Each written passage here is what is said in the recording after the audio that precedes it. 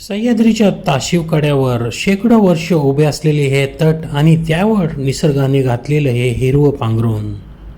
छत्रपती शिवरायांच्या पदस्पर्शाने पावन झालेला छत्रपती शंभूराजे यांच्या क्रूर हत्येनंतर कैदेत पडलेल्या छत्रपती शाहू यांचं स्वागत करणारा आणि त्यांना राजे बनताना पाहणारा,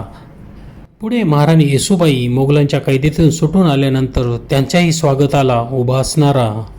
छत्रपती शाहूंच्या मुत्सद्देगिरीचा मराठ्यांची राज्यसत्ता अटकपासून कटकपर्यंत पसरली त्याचा साक्षीदार, पुढे महाराणी ताराराणी यांचं वास्तव्य असलेला आणि त्यांनी अखेरचा श्वासही याच गडावर घेतला असा हा किल्ले अजिंक्य तारा आणि त्याचा हा दक्षिणेकडील दरवाजा, फारसा परिचित नसलेला परंतु आजही शेकडो वर्षापासून अखंडपणे राजगडाच्या पाणी दरवाजासारखा उभा असलेला हा भक्कम असा दक्षिण दरवाजा.